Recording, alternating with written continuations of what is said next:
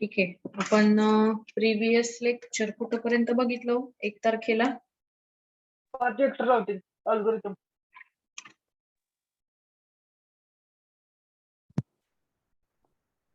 Hello hello hello, हा बोला. Path vector routing. ठीक आहे. Path vector routing.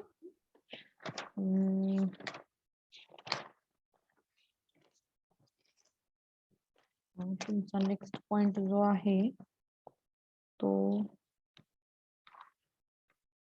RIP प्रोटोकॉलचा. ठीक आहे. Routing information protocol.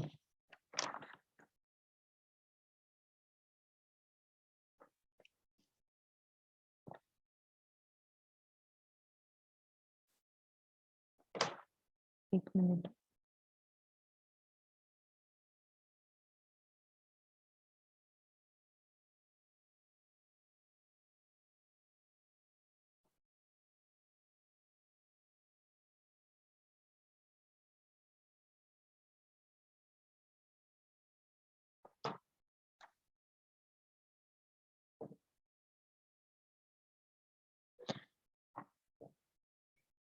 ठीक आहे. आतापर्यंत जे प्रोटोकॉल मी जेवढे घेतलेत ते समजलेत का सगळ्यांना?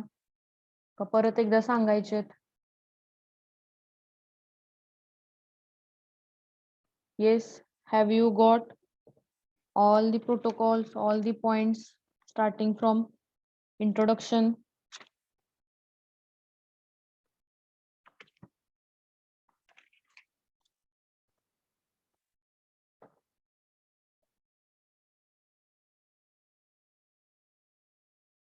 काय करायचंय?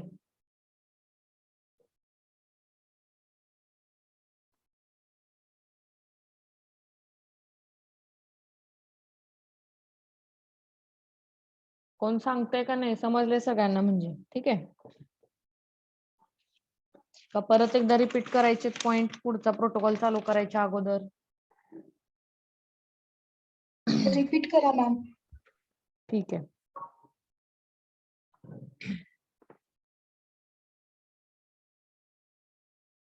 ठीक आहे. आपण पहिल्यापासून बघूयात. तिसरा चॅप्टर आपण चालू केलाय.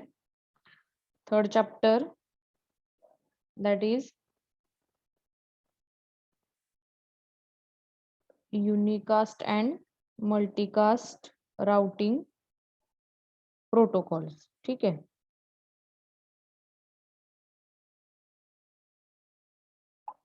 तर त्याच्यामध्ये आपण इंट्रोडक्शन बघितलं. काय बघितलं इंट्रोडक्शन मध्ये? तर एखादं पॅकेट सेंट होत असताना किंवा सेंट होतं एखादं पॅकेट, ते कसं सेंट होतं? तर राउटर मधून. तर राउटर काय कसं सेंड करतो? With the help of routing table. त्या राउटिंग टेबल मध्ये मग वेगवेगळ्या एंट्रीज असतात, डेस्टिनेशन असतं, त्यानंतर IP पॅकेटचा राऊट असतो, मिनिमम, मॅक्झिमम, त्यातल्या त्यात स्टॅटिक, डायनामिक, ह्या अशा वेगवेगळ्या त्या राउटिंग टेबल मध्ये एंट्रीज असतात. ठीक आहे.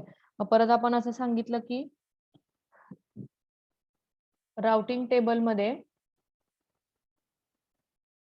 किंवा स्टॅटिक आणि डायनामिक राउटिंग टेबल असतात. ठीक आहे. स्टॅटिक राउटिंग टेबल म्हणजे काय? It is created, maintained and updated by a network administrator manually. Manually हे काय केलं जातं? क्रिएट, मेंटेन आणि अपडेट केलं जातात एका नेटवर्क ऍडमिनिस्ट्रेटर कडून. त्याच्या उलट डायनामिक राउटिंग टेबल काय असतो? हा पण क्रिएट केला जातो, मेंटेन केला जातो, अपडेट केला जातो. मग कसा अपडेट केला जातो? तर by using routing protocols, RIP असेल, ओपन शॉर्टेस्ट पाथ असेल, असे वेगवेगळे प्रोटोकॉल वापरून हा राउटिंग टेबल क्रिएट, मेंटेन आणि अपडेट केला जातो. त्यानंतर बघितलं आपण सगळ्यात महत्वाचा कन्सेप्ट इंट्रा डोमेन आणि इंटर डोमेन. ठीक आहे. इंट्रा डोमेन म्हणजे काय? विदिन अन ऑटोनॉमस सिस्टीम. ऑटोनॉमस सिस्टीमच्या आतमध्ये, inside an autonomous system. Intra means बाहेर.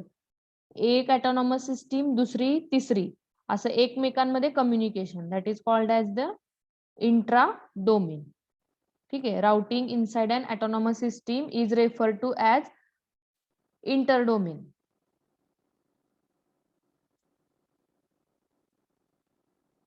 आणि कम्युनिकेशन बिटवीन और routing between outside and autonomous system, तर त्याला काय म्हणायचं? Intradomain routing. मध्ये जे प्रोटोकॉल्स होते किंवा राउटिंग प्रोटोकॉल आपण क्लासिफिकेशन बघितलं होतं, इंट्राडोमेन आणि इंटरडोमेन. इंट्राडोमेन म्हणजे इनसाइड अँड ऑटोनॉमस सिस्टीम आणि इंट्राडोमेन म्हणजे उलट झालं. इंट्राडोमेन म्हणजे इनसाइड अँड ऑटोनॉमस सिस्टीम आणि इंटरडोमेन म्हणजे दोन वेगवेगळ्या ऑटोनॉमस सिस्टीम मध्ये, म्हणजे आउटसाइड अँड ऑटोनॉमस सिस्टीम. मग इंट्राडोमेनचे टाईप किंवा एक्झाम्पल आहेत प्रोटोकॉल किंवा राउटिंग प्रोटोकॉल आहेत डिस्टन्स वेक्टर आणि लिंक स्टेट. ठीक आहे. आणि इंटरडोमेनच्या आहेत पाथ वेक्टर राउटिंग. मग हे तिन्ही अल्गोरिदम किंवा हे तिन्ही प्रोटोकॉल आपण त्याचं वर्किंग प्रिन्सिपल बघितलं. मग त्यात पहिला बघितला आपण राउटिंग अल्गोरिदम मधला डिस्टन्स वेक्टर राउटिंग. ह्या डिस्टन्स वेक्टर मध्ये काय महत्वाचं आहे तर least cost route between any two nodes is the route with the minimum distance. Least cost ज्या राउटची आहे दोन नोड मधल्या, तो राउट इथं घेतला जातो, कन्सिडर केला जातो. मग याच्यामध्ये काय केलं जातं, मग एक व्हेक्टर मेंटेन केला जातो. व्हेक्टर मेंटेन केला जातो म्हणजे काय, त्याला टेबल म्हणायचं. व्हेक्टर म्हणजे काय, एक मिनिट तुम्हाला स्लाइड.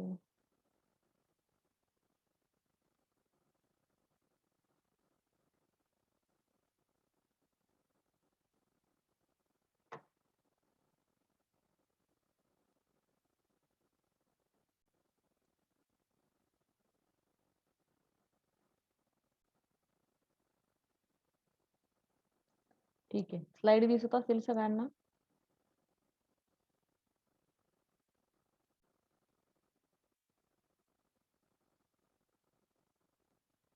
ठीक आहे, बघा समोर जे दिसत आहेत ते काय, व्हेक्टर्स आहेत, म्हणजेच काय, टेबल्स आहेत. व्हेक्टर राउटिंग टेबल, वेगवेगळ्या डिस्टन्सेसचे ते व्हेक्टर्स आहेत. मग ते डिस्टन्सेस कशावरून घेतलेले आहेत तर मिनिमम कॉस्ट कॅल्क्युलेट करून जो काही राउट आहे दोन नोड मधला, तो राउट इथं घेतलेला आहे. मग काय असतं हे किंवा काय बघितलं ह्याच्यामध्ये, मग इनिशियलायझेशन बघितलं. इनिशियलायझेशन काय बघितलं तर सगळे टेबल म्हणण्यापेक्षा काय, स्टेबल जे आहेत व्हेक्टर किंवा each node knows how to reach any other node and the cost. प्रत्येक नोडला कुठून कसं पोहोचायचंय ते कॅल्क्युलेट केलं जातं. ठीक आहे. मग नंतर पुढं काय, त्यांचे इंटरमिडिएटर कोण आहेत ते बघून, जसं की तुम्हाला समोर दिसतंय ते वेगवेगळे डिस्टन्स वेक्टर दिसतायत त्या पद्धतीनं. मग शेअरिंग केलं जातं. दुसरा कन्सेप्ट त्याच्यामध्ये डिस्टन्स वेक्टर राउटिंग मध्ये असा आहे की शेअरिंग केलं जातं. शेअरिंग केलं जातं म्हणजे काय केलं जातं, तुमचे जे नेबर्स आहेत, आता ए नोडचे जे नेबर्स आहेत डी आणि बी सी, ह्याला हा ए काय करणार आहे, टेबल शेअर करणार आहे. त्यानंतर मग अपडेटिंग केलं जातं. अपडेटिंग कसं केलं जातं तर जो आपल्याकडे पाथ नाही आहे अवेलेबल किंवा इन्फिनिटी दाखवते त्याच्यामध्ये कंपॅरिझन करून त्याला कन्व्हिनियंट म्हणण्यापेक्षा लिस्ट कॉस्ट कोण मिळतोय, नवीनवाला मिळतोय का जुनावाला मिळतोय. जर नवीनवाला मिळत असेल तर जुना अपडेट होणार आणि नवीन जर जास्त कॉस्ट असेल आणि जुन्याची कमी असेल तर जुना आहे असं राहणार. ठीक आहे, ह्या कंपॅरिझन मध्ये येते का लक्षात. आता इथंच बघा, सी बद्दल चाललंय. ए टू सी 2 आहे आणि नवीन मिळाले त्याला ए टू सी 4 आहे. ऑब्विसली 2च कन्सिडर होणार. आणि इथं इन्फिनिटी होतं, ए टू ई पर्यंत इन्फिनिटी जात होतं ते. ठीक आहे, सॉरी, हे ए चे टेबल आहेत, सी कडून रिसीव्ह झालेला टेबल आणि हा ए चा ओरिजिनल टेबल आहे. तर मग त्याचं कंपॅरिझन झालं बघा त्या डिस्टन्सेसचं, आणि काय असेल ते जी मिनिमम व्हॅल्यू आहे ती मिनिमम व्हॅल्यू त्यानं अपडेट केली. आता इथे इन्फिनिटी होतं तर इन्फिनिटी अपडेट होऊन 6 मिळवलं त्याला. इन्फिनिटी पेक्षा कधी पण 6 हे चांगलंच आहे. हे 4 2 घेत बसण्यापेक्षा 0 कधीही चांगलं. 0 म्हणजे काहीच नाही, तुम्हाला टाइम लागणार आहे असा त्याचा अर्थ. मग हे असे टेबल इनिशियलायझेशन, त्यानंतर शेअरिंग आणि मग अपडेटिंग केलं जातं त्या टेबलमध्ये. मग ह्याच्यामध्ये परत बघितलं आपण की 2 नोड लूप इन्स्टॅबिलिटी प्रॉब्लेम बघितला होता. तर ह्याच्यामध्ये कसं होत होतं, टेबल अपडेट होतात पण फेल्युअर झालेलं हे कोणालाच माहित नव्हतं. ए आणि बी मध्ये जर कम्युनिकेशन असेल तर बी चा समज असा असायचा की ए अपडेट होतोय म्हणजे ए आहे, म्हणजे एक्स त्याच्या कॉन्टॅक्ट मध्ये आहे, ठीक आहे, म्हणून बी पण त्याला काय असेल ते अपडेशन पाठवायचा. ए ला वाटायचं बी मला अपडेशन पाठवतोय म्हणजे बी कुठेतरी एक्सच्या कॉन्टॅक्ट मध्ये आहे, त्यामुळं बी ए पण काय करायचा, ठीक आहे माझा अपडेट झालेलं पाठवायचा. ह्या अपडेशन मध्ये काय व्हायचं, जी लिस्ट कॉस्ट होती ती कुठेतरी इन्फिनिटीला जाऊन बसायची. इकडून इकडं, इकडून तिकडं, looping, bouncing of a packet. एकदा ए कडून यायचं बी ला जायचं, बी कडून यायचं ए ला जायचं, ए कडून यायचं बी ला जायचं. अशामध्ये काय व्हायचं, बाउन्सिंग ऑफ पॅकेट म्हणजेच लुपिंग क्रिएट व्हायचं. लूप क्रिएट व्हायचं म्हणजे काय, तिथंच पॅकेट फिरायचं, ए कडनं बी, बी कडनं ए कडनं बी, बी कडनं ए असं. मग ते काय हे असं झाल्यामुळं काय होतं, बाउन्सिंग किंवा लुपिंग झाल्यामुळं जे काही डिस्टन्स तुम्हाला होतं लिस्ट कॉस्ट मिळणार ते कुठेतरी इन्फिनिटीला जायचं. त्याच्यामुळं हा 2 node loop instability problem create होत होता. कशामुळे क्रिएट होतो हा problem, table updation, table update झाल्यामुळं. प्रत्येक वेळी टेबल अपडेट झाला, ठीक आहे झाला, ओके, ते फीचरच आहे डिस्टन्स वेक्टर राउटिंगचं. पण कशाच्या बेसवर होतोय तो अपडेट, काय होते, फेल्युअर ऑकर झालंय का नाही हे पण चेक करायला पाहिजे ना. हा झाला 2 नोड इन्स्टॅबिलिटी प्रॉब्लेम. ठीक आहे, त्याच्यानंतर बघितलं आपण लिंक स्टेट राउटिंग प्रोटोकॉल. ठीक आहे, या लिंक स्टेट मध्ये त्याच्या नावातच आहे लिंकच्या state. If each node in the domain has the entire topology of the domain. बघा आता इथं तुम्हाला ह्या डायग्राम मध्ये दिसतंय प्रत्येक नोड कडं काय आहे, स्वतःच्या नेटवर्कची टोपोलॉजी आहे. हे इथं दिसतंय, जिथं माऊस पॉइंटर फिरवते तिथं बघा, हे हा ए चा राउटिंग आहे म्हणजे टोपोलॉजी प्लस टेबल. इकडं बी कडे सुद्धा स्वतःची टोपोलॉजी आणि टेबल आहे.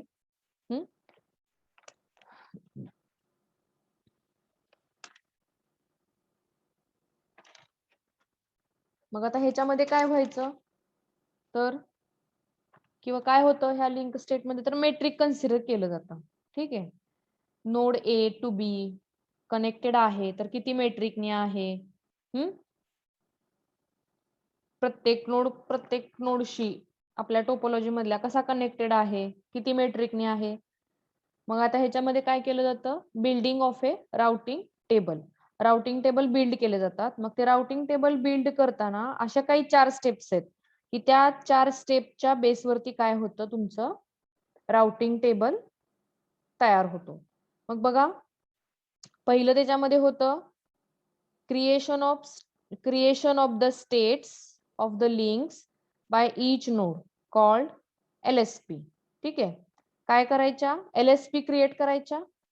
त्यानंतर दुसरी स्टेप अशी होती की डिसेमिनेशन म्हणजे ब्रॉडकास्टिंग करायचं त्या LSP चं प्रत्येक नोडला to every other router or node called flooding.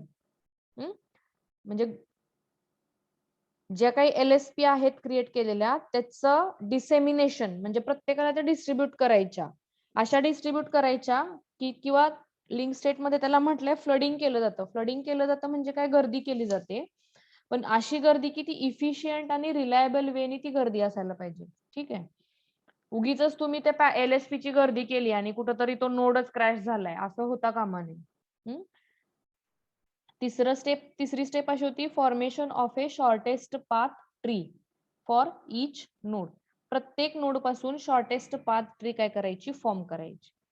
आणि चौथं होतं calculation of routing table based on the shortest path. मग त्या शॉर्टेस्ट पाथ ट्री कॅल्क्युलेशन वरून राउटिंग टेबल काय केला जात होता, कॅल्क्युलेट केला जात होता. हे झालं तुमचं लिंक स्टेट राउटिंग. मग ते क्रिएशन ऑफ LSP क्रिएट करायच्या, कशा क्रिएट करायच्या, त्याचा सिक्वेन्स नंबर, त्याची लिंक आहे का, एक्सपायर झाली आहे का, अप अँड डाऊन आहे का, हे अशा टाईपचं. नोड आयडेंटिटी, त्यानंतर त्याची कॉस्ट किती आहे, काय आहे, अशा LSP तयार करायच्या. त्याला एज लिमिट द्यायचं. एज लिमिट म्हणजे काय, ते एका स्पेसिफिक टायमिंग मध्ये काय व्हायला पाहिजे, एक्सपायर व्हायला पाहिजे. ते डिस्टन्स वेक्टर राउटिंग वरून ह्याच्या लक्षात आलं आता लिंक स्टेटच्या, की तिकडे लूपिंग होतंय विनाकारण अपडेशन नसल्यामुळं. अपडेशन होतं पण वेगळ्याच पद्धतीने अपडेशन होतं. इथं तसं नाहीये लिंक स्टेटमध्ये. त्या पॅकेटला काय एक्सपायरी, जसं त्या डिस्टन्स वेक्टर मध्ये पण त्यांनी तिथं एक्सपायरी टाइम काहीतरी ठेवायला पाहिजे होता, त्यांनी ठेवलाच नाही. जे येईल ते घेत राहिले, जे येईल ते घेत राहिले, त्याच्यामुळे कुठेतरी लूप क्रिएट झालं. तसं इथं नाहीये.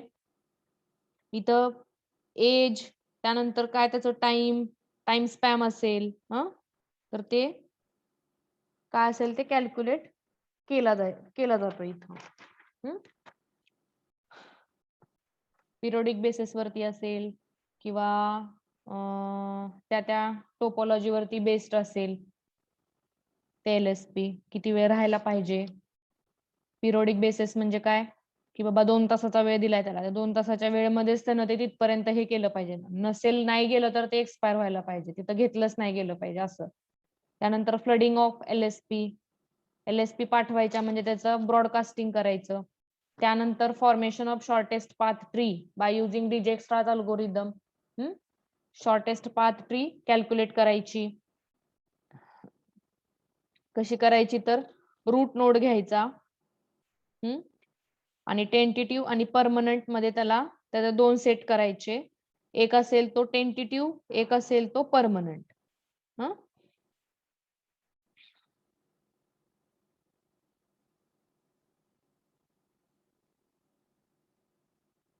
ठीक आहे. आता हे परमनंट आणि टेंटेटिव्ह कसं करायचं, तर बघा, रूट नोड घेतला एक, त्या टोपोलॉजी मधला रूट नोड A घेतला, तर A चे नेबर्स कोण कोण आहेत. एक मिनिट, तुम्हाला नोट्स डिस्प्ले करते म्हणजे लक्षात येईल.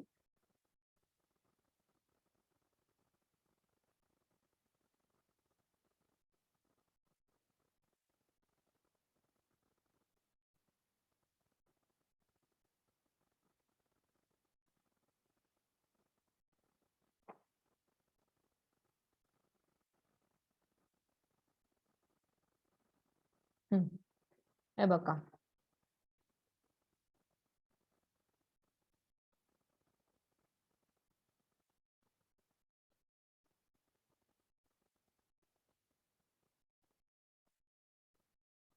हा रूट नोड A आहे, ही टोपोलॉजी तुमची ओरिजिनल. ठीक आहे, ही प्रत्येक नोडकडे टोपोलॉजी आहे. आता आपण काय करायला लागलोय, प्रत्येक नोड पासूनचा शॉर्टेस्ट पाथ काढायला लागलोय.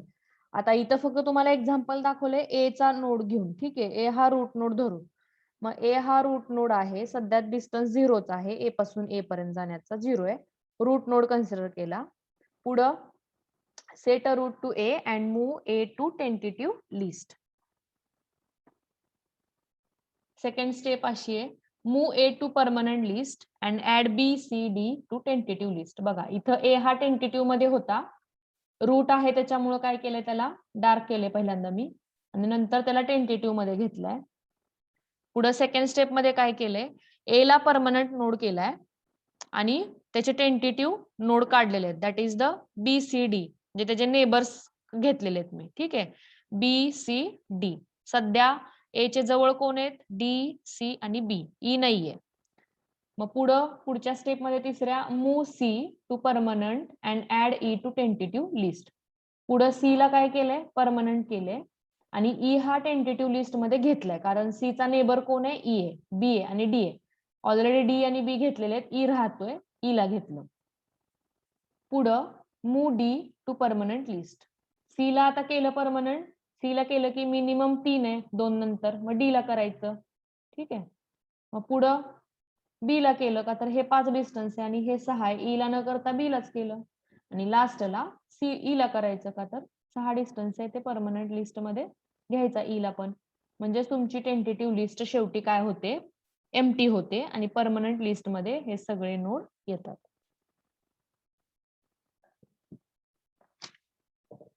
हे असं आहे डिजेक्स्ट्राच अल्गोरिदम, म्हणजेच शॉर्टेस्ट पाथ ट्री कॅल्क्युलेशन असं असतं. हे सेम हाच अल्गोरिदम बेलमन फोर्ड अल्गोरिदम म्हणून पण रेफर केला जातो. ठीक आहे, बेलमन फोर्ड अल्गोरिदम तुम्हाला कुठतरी एक्झाम मध्ये क्वेश्चन विचारलाय बघा बेलमन फोर्ड अल्गोरिदमचा. तो असा आहे. नंतर पाथ व्हेक्टर राउटिंग बघितलं. पाथ व्हेक्टर राउटिंग मध्ये काय, डिस्टन्स व्हेक्टर आणि लिंक स्टेट राउटिंग हे काय होते, आतापर्यंत बघितलेले राउटिंग प्रोटोकॉल होते ते इंट्रा डोमेन होते. आता जो बघतोय पाथ व्हेक्टर राउटिंग तो कसला प्रोटोकॉल आहे, तर इंटर डोमेन प्रोटोकॉल आहे. ठीक आहे. तर का हा डिझाईन केलाय प्रोटोकॉल,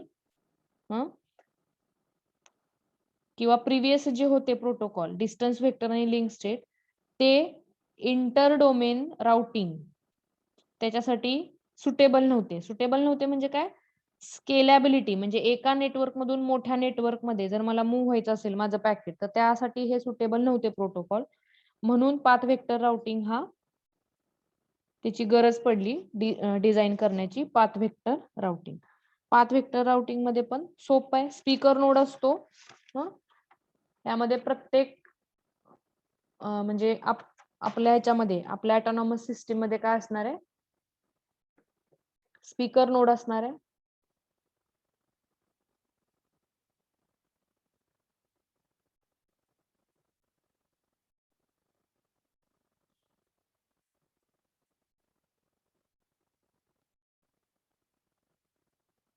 हे बघा स्पीकर नोड असतो प्रत्येक ऑटोनॉमस सिस्टीम मध्ये. AS1 आहे ऑटोनॉमस सिस्टीम 1, 2, 3, 4 आणि प्रत्येक ह्याच्यामध्ये एक एक स्पीकर नोड आहे.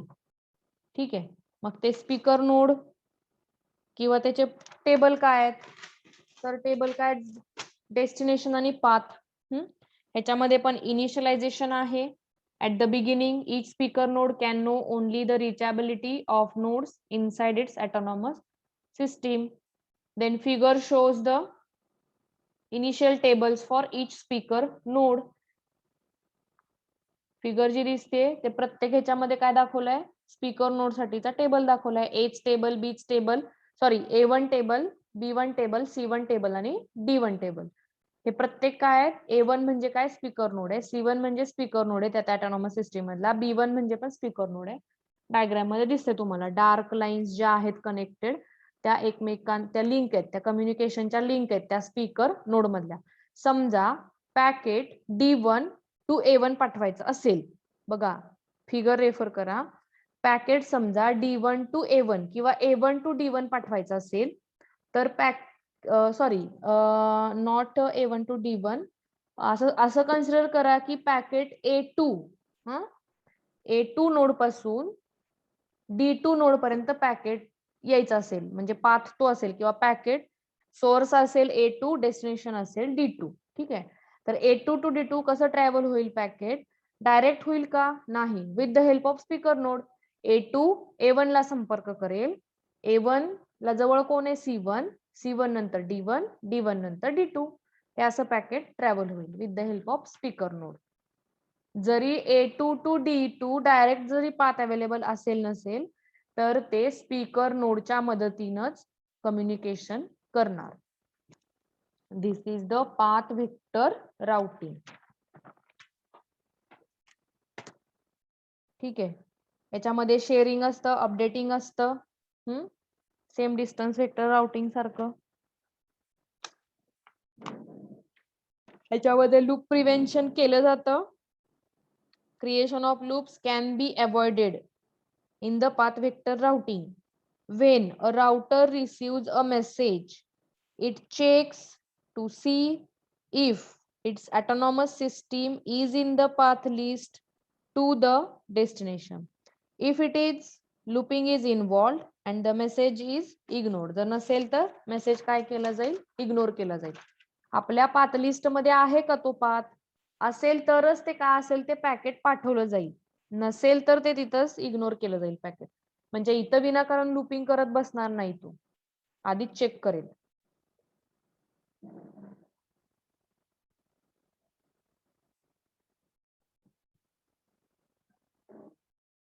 त्यानंतर आणखी एक कन्सेप्ट आहे की याच्यामध्ये पॉलिसी राउटिंग. त्याच्या ज्या काही पॉलिसीज आहेत त्या फॉलो करणारं जे पॅकेट असेल किंवा जो काही आलेला मेसेज आहे त्या सगळ्या पॉलिसी जर फॉलो करत असेल तरच ते पॅकेट पाठवलं जाईल. नसेल करत तर it can be ignore that path and that destination.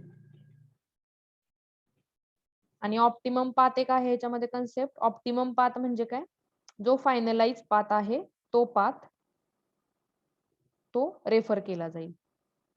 त्यातल्या त्यात ऑप्टिमम म्हणजे मिनिमम पाथ असे पाथ जो आहे तो रेफर केला जाईल. म्हणजे smaller number of autonomous system travel जो पाथ करत असेल तो पाथच रेफर केला जाईल. This is the path vector routing concept. इथपर्यंत काय कोणाला अडचण?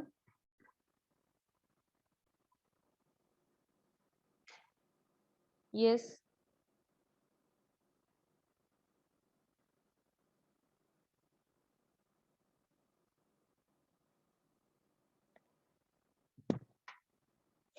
ठीक आहे. युनिट टेस्टला काय करूयात? आता आपला सिलेबस कुठपर्यंत होतोय? एक मिनिट, आपलं काय काय राहिलंय?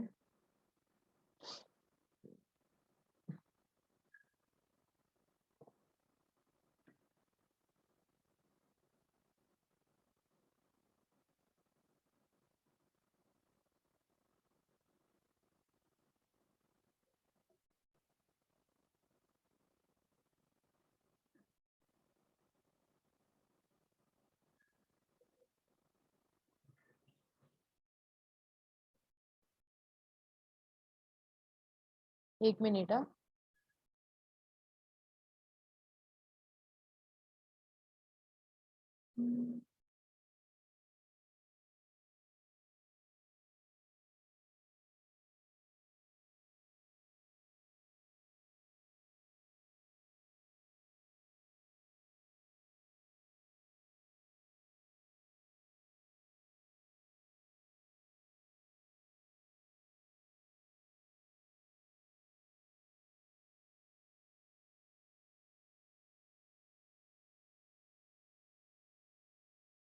ठीक आहे. तिसरा चॅप्टर राउटिंग अल्गोरिदम म्हणजे 3.2 झालाय. आता 3.3 चालू होतोय उद्यापासून, युनिकास्ट राउटिंग प्रोटोकॉल्स. तर ठीक आहे, आपण उद्याच्या लेक्चर पर्यंत आपली युनिट टेस्ट कधी बघू, तुम्हाला उद्यापर्यंत येईल टाइम टेबल. उद्या किंवा आजपर्यंत सुद्धा मिळून जाईल संध्याकाळपर्यंत. शक्यतो असं ठरलेलं आहे, जे टाइम टेबल येईल ते काय सोडा, ते एक रेकॉर्ड म्हणून टाकलं जाते. पण पेपर आपण घेणार आहे आपल्या पद्धतीनं म्हणजे लेक्चर प्रॅक्टिकलच्या ह्याच्यामध्ये त्या सब्जेक्ट टीचर नुसार ज्या इन्स्ट्रक्शन येतील तसं फॉलो करा युनिट टेस्टचं टाइम टेबल. मग युनिट टेस्ट वरून ठरवूयात आपल्याला किती सिलेबस ठेवायचा. आतापर्यंत तर सांगते, म्हणजे आत्ताच्या ह्याच्यापर्यंत 3.2 पर्यंत आहे सिलेबस. तिथपर्यंत तुम्ही टच मध्ये राहा, करा, वाचा. उद्या एखादा पॉइंट जादा झाला तर तो पण पॉइंट असेल टेस्टसाठी, ते त्यावेळी सांगितलं जाईल. ठीक आहे. आता ह्या टायमिंग पर्यंत तरी 3.2 पर्यंत सिलेबस आहे. पहिला चॅप्टर, दुसरा चॅप्टर 3.1, 3.2. उद्या जर पूर्ण 3.3 झाला किंवा 3.3 मधला पहिला दुसरा पॉइंट झाला तर त्या पद्धतीनं मग सिलेबस असेल. आता आपला पेपर कधी ठेवतात माहित नाही मला, पण परवा दिवशीपासून तुमची युनिट टेस्ट आहे.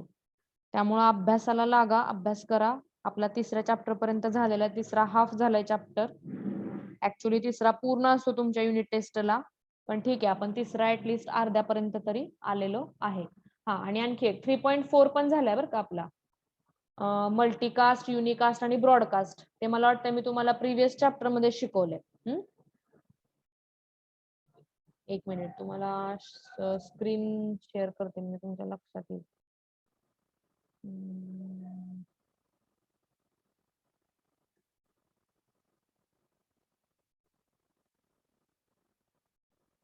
बघा 3 पॉइंट, हे पहिले दोन तर झालेत आपले चॅप्टर. ठीक आहे. पहिल्या चॅप्टर मधलं तुम्हाला ते हे सांगायचंय मला, आयपी ऍड्रेसिंग म्हणजे ब्रॉडकास्ट ऍड्रेस वगैरे कसा कॅल्क्युलेशन करतात ते दाखवलेलंच आहे ऑलरेडी मी तुम्हाला. अँड ऑपरेशन परफॉर्म करतात. जस्ट करून ठेवा. असाइनमेंट मध्ये क्वेश्चन असेल, येत असेल सॉल्व्ह करा, नसेल येत तर जागा सोडा, परत नंतर बघूयात आपण. At last. एवढं काय हे तुम्हाला महत्वाचं नाहीये, किंवा प्रॅक्टिकल आवर्स मध्ये आपण ते कम्प्लीट करूया. सध्या तुमच्या सिलेबस वरती कॉन्सन्ट्रेशन चाललंय सगळ्यांचंच. प्रॅक्टिकल पार्टच्या वेळी आपण परत एकदा बघणार आहे. How to calculate broadcast, subnet mask, ते सगळं. मग ते पहिल्या चॅप्टर म्हणजे दुसरा चॅप्टर. तिसरा चॅप्टर बघा, हे इंट्रोडक्शन झालेलं आहे, राउटिंग अल्गोरिदम झालेला आहे, आणि हा एक पॉइंट झालाय हा इंट्रोडक्शनचा. ठीक आहे. युनिकास्ट, मल्टीकास्ट आणि ब्रॉडकास्ट. राहतोय फक्त 3.3 आणि 3.5. ठीक आहे. नोटीस सगळ्यांच्या लक्षात आली का? Yes ma'am. पहिला, दुसरा चॅप्टर, तिसरा चॅप्टर पण. तिसरा चॅप्टर मधला 3.1, 3.2 आणि डायरेक्ट 3.4. आणि जर उद्यापर्यंत समजा आपला पेपर परवा दिवशी असेल पहिला, मला वाटतं पहिलाच असणार आहे आपला पेपर, का तर सिलेबस माझा पुढे असल्यामुळं, उद्यापर्यंत जर 3.3 पर्यंत झालं म्हणजे ह्यातला पहिला पॉइंट, दुसरा पॉइंट, तिथपर्यंत आपला सिलेबस असेल. तोपर्यंत तुम्ही पहिला, दुसरा चॅप्टर 3.1, 3.2 आणि 3.4 हे वाचा, अभ्यास करा. असं व्हायला नको सिलेबस सांगितला नाही, माहित नाही. MCQs असतील पेपर. ठीक आहे. बरोबर 1 तासाची टेस्ट असेल सगळ्या सब्जेक्ट साठी. 1 तास ते पाऊण तास. ठीक आहे.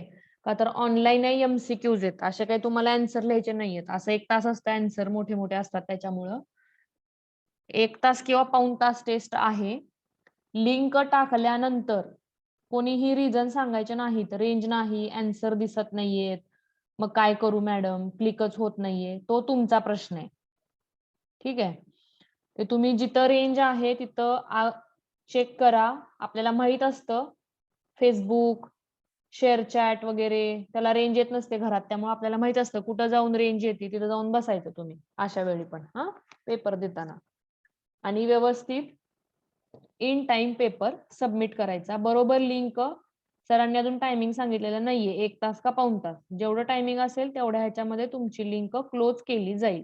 म्हणजे रिस्पॉन्सेस ऍक्सेप्ट केले जाणार नाहीत. इट इज युअर लॉस जर तुम्ही टाइमच्या बाहेर किंवा टाइम संपल्यानंतर टाइम अप झालंय आणि सबमिट करताय. ते नाही होणार सबमिट. मी इकडे बंद केलेली असते ती लिंक, डिसेबल केलेली असते. त्याच्यामुळे इन टाइम सबमिट करा आन्सर. एकमेकांना फोन करण्यात, नेटवर सर्च करण्यात वेळ घालवू नका. अभ्यास केल्यानंतर कुठलीच गोष्ट अवघड नाही, आन्सर तुम्हाला येतीलच. ठीक आहे. ह्या झाल्या तुमच्या युटीच्या इन्स्ट्रक्शन सगळ्या सब्जेक्टसाठी. माझ्याच नाही, सगळ्या सब्जेक्टला हेच फॉर्मॅट असेल. इन टाइम टेस्ट सबमिट करा, म्हणजे काही प्रॉब्लेम येणार नाही.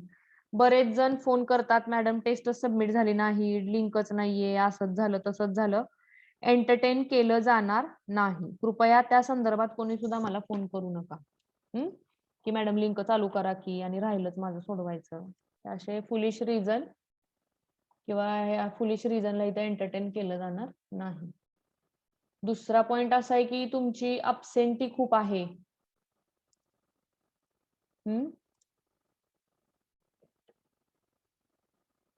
ठीक आहे. तुमच्यात अबसेंटी म्हणजे